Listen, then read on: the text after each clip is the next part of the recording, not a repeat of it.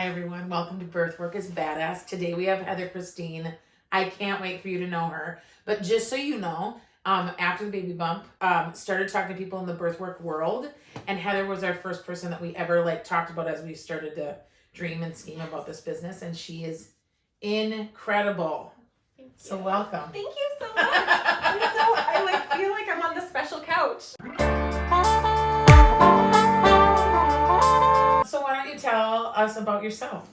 So I wear a lot of different hats in the birth world, which is really exciting. My foundational knowledge is I'm a physical therapist, and I'm still licensed here in the state of Minnesota as a PT.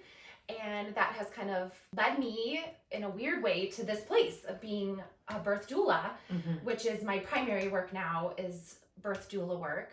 But my PT work is an important foundation for all that I do as a doula. So that's super important. I'm also a lactation educator, and I'm also a childbirth educator. So all of those different things. And then a yoga teacher too. It's perfect. That's so much. It is kind of a lot. And the hustle is real. And you serve on different, in different organizations and partner with other organizations. Yes. You're incredible.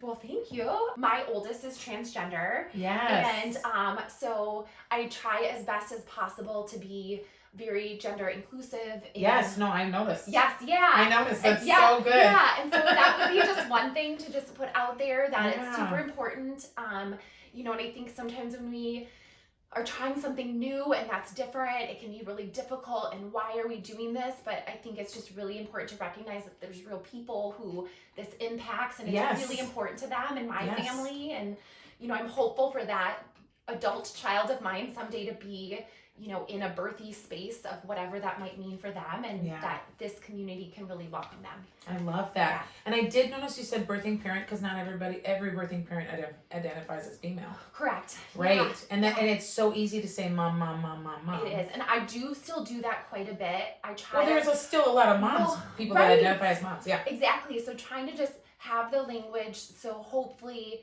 at some point I touch on something that resonates with that person. But birthing person, try to use that. Yeah. I love that. So I think that's so great and important. So I feel very privileged to be a doula for Everyday Miracles. Yes. I do work for them, with them. I take one client a quarter with my partner doula, Amy. And then I also do work for them at HCMC. There is an on-call doula program there, so I do that. And that is aside from my private practice, which is Holistic Continuum, which is my private birth doula work. I first doulaed, it's really crazy to say how long ago, because then you can know how old I am. You're really pretty, you're probably 12 years old. Yes. So I doulaed my first birth almost 25 years ago, before I even knew what a doula was. I'd never heard of the term. I didn't know what it was. I hadn't had children myself. And I was working in the hospital as a PT at the time. Yeah. And my cousin came in to have her third baby. And now thinking back, it's kind of super rude that I went to check on her, but I did. I was finishing my shift as a PT, and I knew that she was there. And so I went in and I checked on her, and she wanted me to stay.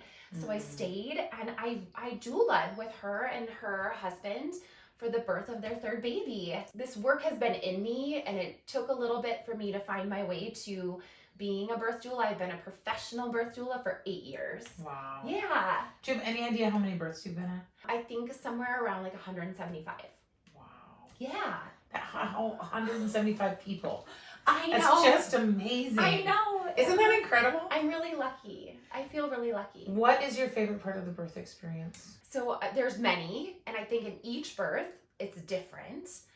I do love a moment when the birthing person gets to touch her baby for the first time, whether it's during descent or pushing, and she maybe will touch baby's head, or it's that first skin to skin. That's a really incredible moment. So that's up there, top of my list. But then also I love seeing partners' reactions. They've been on the journey, but they don't get it until that moment where they're just completely awestruck, and that it's just amazing to see their face in that moment. I love that. Yeah. What have you learned about yourself in this process? Oh, that I can stay up a long time without sleeping. That's hugely important. It's so important. I tell my doula clients, like, I'm built for this work. Like, I can usually, like, go the long haul, but I always tell them, like, you're going to have an efficient birth. So maybe I won't have to stay up those hours. Yes.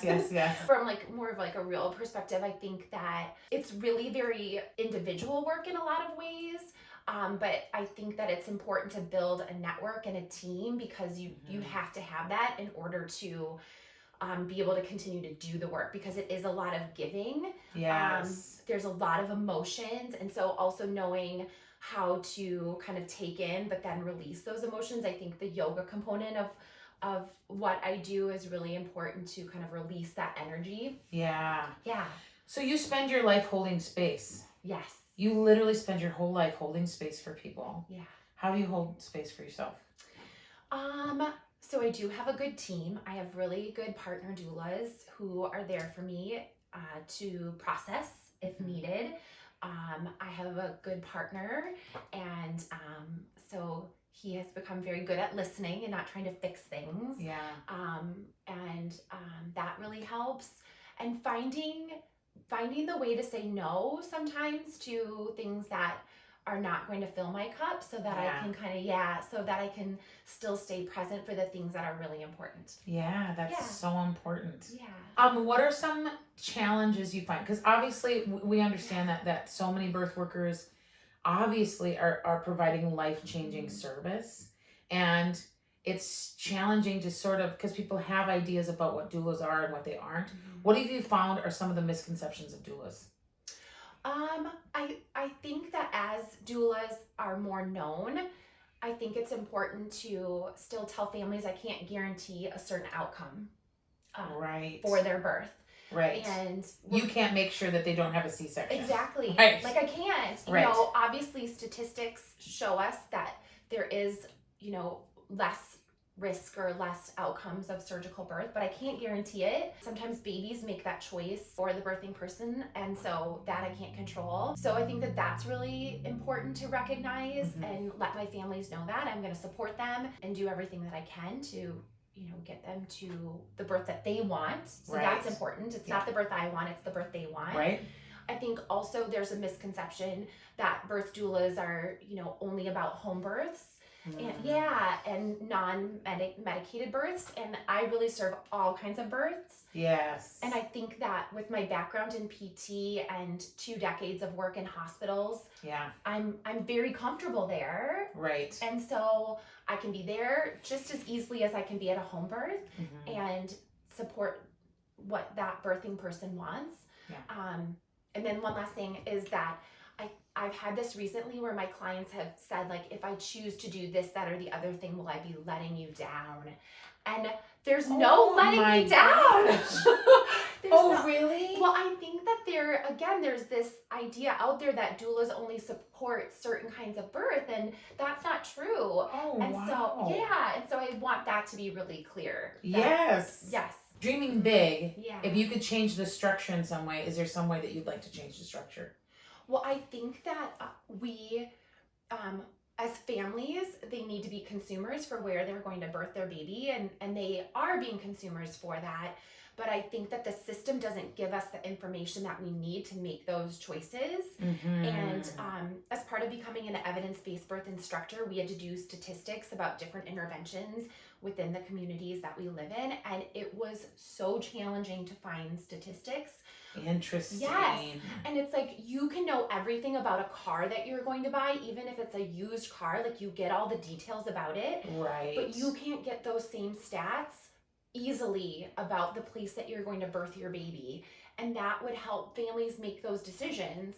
Interesting. And so they have that information. They keep those stats. Yes. Groups of providers keep those stats. Hospitals keep those stats.